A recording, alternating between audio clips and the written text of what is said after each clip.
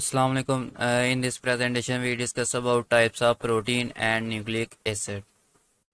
The outline of today's lecture is classification of protein, nucleic acid, and what is meant by nucleotides.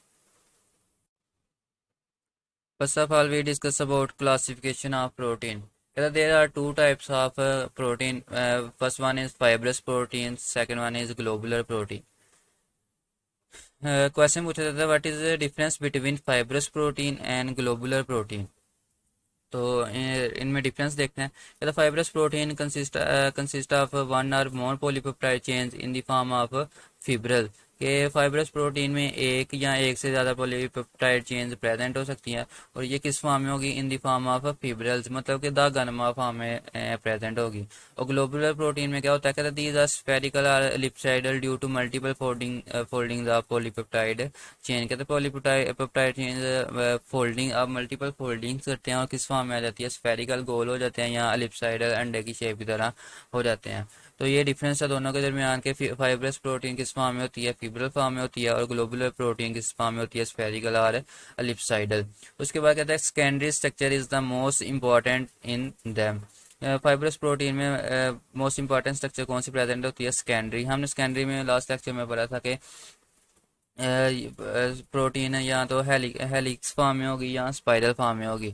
और globular protein में क्या होता है, tertiary structure is most important in them. Globular protein किस form में होती है, tertiary structure. Tertiary structure में हमने पढ़ा था कि प्रोटीन किस फॉर्म में आ जाती है, ग्लोबुलर फॉर्म में आ जाती है। उसके बाद कहते हैं जो फाइब्रस प्रोटीन होती है they are insoluble in aqueous media, ये पानी के अंदर डिजोल्व नहीं होती। लेकिन जो ग्लोबुलर प्रोटीन होती है ये क्या होती है, they are soluble in aqueous media such as salt solution, solution of acid और बेस, और एक्वियस अल्कोहल।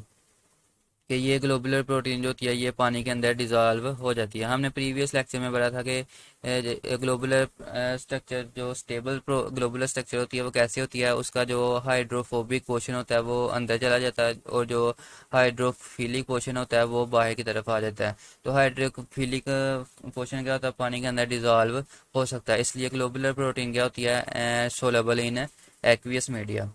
उसके बाद कहता है कि they are not crystalline and are inelastic in nature. कहता है इसको हम इसको क्रिस्टल की फॉर्म में इसकी क्रिस्टल हम नहीं बना सकते, लेकिन ग्लोबुलर प्रोटीन के हम इसको क्रिस्टलाइज्ड कर सकते हैं। उसके बाद कहता है फाइब्रस प्रोटीन क्या होती है, ये अपना स्ट्रक्चर्स को बनाने में अपना रोल प्ले करती है। They perform roles in structural roles in cell and organism. जबकि जो ग्लोबुलर प्रोटीन होती है ये क्या करती है, they disorganise with the change in the physical and physiological environment. कहता है ये फिजिकल या फिजियोलॉजिकल इन्वायरमेंट की चेंजिंग की वजह से डिसऑर्गेनाइज हो जाती है। उसके बाद फाइब्रस प्रोटीन और ग्लोबुलर प्रोटीन की एग्जांपल दी गई है। कहता है silk fibres from silk worms और स्पाइडर वर्म्स। कहता है ये जो मकड़ियाँ अपना अब वेब बनाती हैं ये किस प्रोटीन से बनाती हैं, सिल्क फाइबर से। और ये सिल्क फाइबर किसी की एग्जांपल है, फाइबरस प्रोटीन की। आपने देखा होगा ये किस तरह होती है, दागा नमा होती है। उसके बाद कहता है कि ये जो मायोसिन प्रोटीन होती है ये हमारे मसल के अंदर प्रेजेंट होती है। तो ये भी कौन सी प्रोटीन होती है, फाइब्रस प्रोटीन। या आपने चिकन खाया होगा, चिकन का आपने सीना खाया तो वो देखे होंगे कि रेशेदार प्रोटीन रेशेदार होती है, दागा नमा क्या होता है, चिकन होता है। तो वो कौन सी प्रोटीन होती है, फाइब्रस प्रोटीन होती है।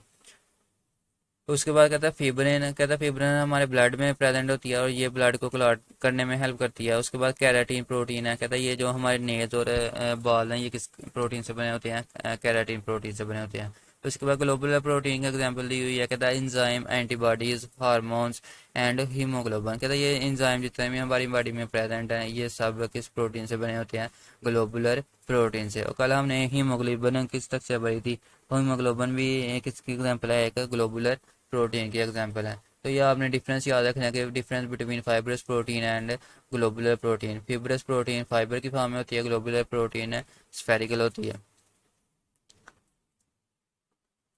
ये स्ट्रक्चर दिखाई गई है कि ये जो है ये फाइब्रस प्रोटीन है, दागनमा है, और ये जो ग्लोबुलर है गोल स्ट्रक्चर में इसको हम बोलते हैं ग्लोबुलर प्रोटीन। एग्जांपल दी हुई है कोलेजन प्रोटीन और myoglobin protein. Then we discuss about next topic, that is nucleic acid. कहता है nucleic acid were first isolated in 1869 by F Miescher from nucleus of pus cell. कहता है सबसे पहले nucleic acid को एफ मेसर ने discover किया। कहाँ से डिस्कवर किया? From the nucleus of pus cell. Pus किसे बोलते हैं? कहते हैं ये जो हमारे फोरे वगैरह निकलते हैं ना, उसमें जो रेशा होता है उसे क्या बोलते हैं? पस बोलते हैं। कहता है पास सेल में जो न्यूक्लियस प्रेजेंट था उसमें से उसने किसको डिस्कवर किया? न्यूक्लिक एसिड को। कहता है अब इसको न्यूक्लिक एसिड का नाम क्यों दे दिया उसने? कहता है एक पहली बात तो ये न्यूक्लियस से डिस्कवर हुआ था, और दूसरी इसकी नेचर क्या होती है? एसिडिक होती है, इसलिए उसने उसका किसका नाम दे दिया? न्यूक्लिक एसिड का नाम दे दिया। कहता है न्यूक्लिक एसिड दो तरह के हो सकते हैं, या तो डीऑक्सी राइबो न्यूक्लिक एसिड होंगे या राइबो न्यूक्लिक एसिड होंगे। मतलब डीएनए होंगे या आरएनए होंगे। डीएनए किसे बोलते हैं? Deoxy ribo nucleic acid. और राइबो आरएनए किसे बोलते हैं? Ribo nucleic acid. इसे क्यों बोलते हैं ये हम नेक्स्ट स्लाइड में जाकर देखते हैं। कहता है डीएनए, अब लोकेशन है कि डीएनए कहाँ कहाँ प्रेजेंट होता है और आरएनए कहाँ कहाँ प्रेजेंट होता है। तो आपने याद रखना है कि जो डीएनए है ये occurs in chromosomes in the nucleus of the cell and in much lesser amount in mitochondria and chloroplast. DNA chromosome में प्रेजेंट होते हैं। क्रोमोसोम कहाँ प्रेजेंट होते हैं? न्यूक्लियस के अंदर। उसके बाद हमने फोर्थ चैप्टर में पढ़ा था कि माइटोकॉन्ड्रिया और क्लोरोप्लास्ट क्या होती हैं? सेल्फ रेप्लिकेटिंग ऑर्गेनेलिज हैं। क्यों सेल्फ रेप्लिकेटिंग ऑर्गेनेलिज थी? क्योंकि इनके पास अपना डीएनए प्रेजेंट था। तो ये आपने याद रखना है कि डीएनए क्रोमोसोम में प्रेजेंट होता है, और क्रोमोसोम कहाँ प्रेजेंट होते हैं? न्यूक्लियस के अंदर। उसके बाद डीएनए माइटोकॉन्ड्रिया में भी प्रेजेंट होता है और क्लोरोप्लास्ट के अंदर भी प्रेजेंट होता है। देन आरएनए कहाँ कहाँ पाया जाता है? कहता है RNA is present in the nucleolus, in the ribosome, in the cytosol and in smaller amount of other part of the cell। ये सारी स्ट्रक्चर आपने फोर्थ चैप्टर में पढ़ी थी कि न्यूक्लियोलस क्या होता है, राइबोसोम क्या होते हैं, साइटोसोल क्या होते हैं। या आप स्ट्रक्चर ऑलरेडी पढ़ चुके हैं। तो आपने याद रखना कि डीएनए आरएनए कहाँ कहाँ प्रेजेंट होता है? न्यूक्लियोलस में, राइबोसोम में और साइटोसोल में। देन कहता है कि nucleic acid are complex substances, they are polymers of units called nucleotide. कहता है ये जो न्यूक्लिक एसिड होते हैं ये किससे मिलकर बनते हैं? न्यूक्लियोटाइड से। Polymers of unit called nucleotide. Nucleic acid किससे मिलकर बने हैं? न्यूक्लियोटाइड से। DNA is made up of deoxyribonucleotide while RNA is composed of ribonucleotide। कहते हैं एक न्यूक्लियोटाइड की ये स्ट्रक्चर ड्रा की गई है। इसमें तीन न्यूक्लियोटाइड में तीन पार्ट होते हैं। एक ये मोनोसेक्राइड होती है, पेंटोज शुगर प्रेजेंट है। उसके बाद नाइट्रोजनस बेस प्रेजेंट है, और तीसरा पार्ट होता है इसका फॉस्फोरिक एसिड या फॉस्फेट ग्रुप अटैच होता है। तो ये कार्बन नंबर 1 था, ये कार्बन नंबर 2 था, ये कार्बन नंबर 3, 4 और ये 5। कहते हैं जो कार्बन नंबर 1 पर नाइट्रोजनस बेस अटैच होती है और कार्बन नंबर 5 पर फॉस्फेट ग्रुप अटैच होता है। अब डीऑक्सी राइबोन्यूक्लियोटाइड्स और राइबोन्यूक्लियोटाइड में क्या डिफरेंस है? ये कार्बन नंबर 1 और ये कार्बन नंबर 2। कहता है अगर कार्बन नंबर 2 पर ये हाइड्रोक्साइल ग्रुप में से हम ऑक्सीजन को रिमूव कर दें तो ये क्या बन जाएगी? Deoxy ribose. ठीक है, क्या बन जाएगी? Deoxy ribose. और अगर ऑक्सीजन प्रेजेंट है तो फिर क्या होगी? राइबोज। तो ये आपने याद रखना कि अगर इस ऑक्सीजन कार्बन नंबर 2 में से ऑक्सीजन को रिमूव कर दिया जाए तो डीऑक्सी राइबोज, और अगर ऑक्सीजन प्रेजेंट है तो फिर क्या होगी? राइबोज। तो न्यूक्लियोटाइड के कितने पार्ट्स हैं? 3 पार्ट्स हैं। कौन कौन से है? पहला राइबोज, दूसरा है नाइट्रोजनस बेस। नाइट्रोजनस बेस 5 तरह की होती है, ये हम नेक्स्ट स्लाइड में देखते हैं कि कौन कौन सी होती है। तो ये उन 5 टाइप में से एक को मैंने अटैच किया जो है एडिनिन। और तीसरा ग्रुप होता है इसमें फॉस्फेट। तो ये आपने याद रखना है कि इसको हम एटीपी का नाम भी देते हैं। अगर आपसे क्वेश्चन पूछे what is draw the structure of ATP, तो आपने वही स्ट्रक्चर ड्रा कर देनी है। नेक्स्ट हम देखते हैं। कहता है each nucleotide is made up of 3 सब यूनिट्स। ये उसी के एक्सप्लेनेशन है, डायग्राम जो पीछे हमने देखी है उसकी एक्सप्लेनेशन है। कहता है each nucleotide is made up of 3 सब यूनिट। हर न्यूक्लियोटाइड कितने सब यूनिट पर मुश्तमिल होता है? 3 पर। एक 5 कार्बन मोनोसेक्राइड जिसको हमने पेंटोज शुगर का नाम दिया। पेंटोज शुगर का क्यों नाम दिया?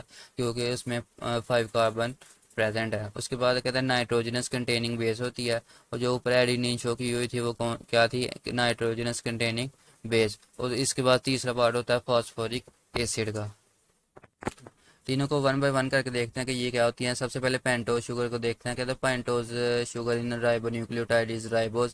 कहता है आरएनए में पेंटोज शुगर कौन सी होती है, राइबोज होती है, मतलब कि उसमें कार्बन नंबर 2 में हाइड्रोक्सो ग्रुप में ऑक्सीजन प्रेजेंट है। While in deoxy ribonucleotide DNA में it is deoxy ribose. Carbon number 2 में से ऑक्सीजन को रिमूव कर दिया गया है, तो वो कौन सी शुगर बन जाएगी, डीऑक्सी राइबोज। उसके बाद दूसरा पार्ट हमने पढ़ा कि न्यूक्लियोटाइड में दूसरा पार्ट था नाइट्रोजनस बेस। कहते हैं नाइट्रोजनस बेस दो तरह की हो सकती है। अगर सिंगल रिंग होगी तो पायरामिडीन, और अगर डबल रिंग होगी तो प्यूरिन। अब पैरामिडीन और प्यूरिन कितने कितने तरह की होती है। कहते हैं पैरामिडीन से 3 तरह की होती है। आपने एब्रिवेशन याद रखना है, कट, CUT कट। सी से साइटोसिन, यू से यूरासिल और टी से थायामीन। ठीक है।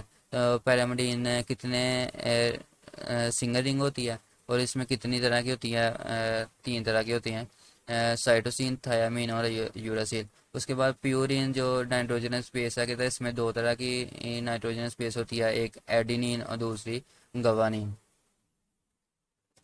देन हमने न्यूक्लियोटाइड का तीसरा पार्ट पढ़ा, फास्फोरिक एसिड। कहते हैं फास्फोरिक एसिड में एबिलिटी होती है कि ये जो पेंटोज शुगर में कार्बन नंबर 5 है उसके साथ एस्टर बॉन्ड बना सकता है, ester linkage with hydroxo group of pentose sugar. कहता है in typically nucleotide nitrogenous base is attach to position 1 of pentose sugar. कहता है जो नाइट्रोजनस बेस होती है ये पेंटोज के कार्बन नंबर 1 के साथ अटैच होती है, जबकि जो फास्फोरिक एसिड या फास्फोरिक ग्रुप होता है ये पेंटोज शुगर के कार्बन नंबर 5 के साथ अटैच होता है। Then difference between nucleoside and nucleotide. कहता है the compound form by the combination of base and pentose sugar is called nucleoside. कहता है अगर तो एक कंपाउंड सिर्फ पेंटोज शुगर और नाइट्रोजनस बेस पर मुश्तमिल है तो इसको हम किसका नाम देंगे, न्यूक्लियोसाइड। क्या कहा मैंने कि अगर एक कंपाउंड सिर्फ पेंटोज शुगर और नाइट्रोजनस बेस पर मुश्तमिल है तो इसको किसका नाम देंगे, न्यूक्लियोसाइड का। और अगर हम इसके साथ पेंटो शुगर और नाइट्रोजनस बेस के साथ एक फॉस्फेट ग्रुप भी अटैच कर देते हैं तो फिर इसको किसका नाम दे देंगे, न्यूक्लियोटाइड का। तो ये आपने डिफरेंस याद रखना है, न्यूक्लियोसाइड और न्यूक्लियोटाइड। क्या डिफरेंस है दोनों में, इसमें सिर्फ 2 चीज़ें प्रेजेंट है, इसमें 3 चीज़ें प्रेजेंट है। न्यूक्लियोसाइड में सिर्फ पेंटो शुगर और नाइट्रोजनस बेस है, और न्यूक्लियोटाइड में 3 चीज़ें प्रेजेंट है, एंड पेंटो शुगर, नाइट्रोजनस बेस और फॉस्फेट ग्रुप। कहता है कि अगर एक फास्फोरिक एसिड अटैच है तो इसको हम किसका नाम देंगे, अडीनोसिन मोनोफॉस्फेट। ठीक है, एक अटैच है तो इसको मोनो का, और अगर 2 फास्फेट ग्रुप अटैच है तो इसको अडीनोसिन डाईफॉस्फेट, और अगर तीन फॉस्फेट के ग्रुप अटैच है तो फिर इसको किस नाम देंगे, एडिनोसिन ट्राईफॉस्फेट। उसके बाद कहता है कि vera sugar in each nucleotide of DNA is deoxyribose. Deoxyribose से क्या बनाते हैं ये मैंने पहले एक्सप्लेन कर दिया कि 1 oxygen remove from hydroxo group at carbon number 2। Pentose sugar होती है, इसके कार्बन नंबर 2 में से ऑक्सीजन को रिमूव कर दिया जाए तो वो क्या कौन सी भी शुगर बन जाती है, डीऑक्सीराइबोज शुगर। और डीऑक्सीराइबोज शुगर किस में प्रेजेंट होती है, डीएनए में प्रेजेंट होती है। कहते हैं ATP is also important nucleotide use as energy currency by the cell. अगर न्यूक्लियोटाइड की आपसे एग्जांपल पूछी जाएगी, न्यूक्लियोटाइड की एग्जांपल तो वो ATP है। और अगर आपसे कहते हैं कि ड्रा स्ट्रक्चर ऑफ ATP तो वो पीछे वाले जो स्ट्रक्चर थी आपने उसको ड्रा कर देना है। ATP में कितने पार्ट होंगे, पेंटोज शुगर पहला, दूसरा पार्ट नाइट्रोजनस बेस और तीसरा फॉस्फेट ग्रुप। Assignment है difference between nucleotide and nucleosides. Draw a sketch of ATP molecules या nucleotide. How fibrous protein different from globular protein. So this is all about today lecture. Thank you.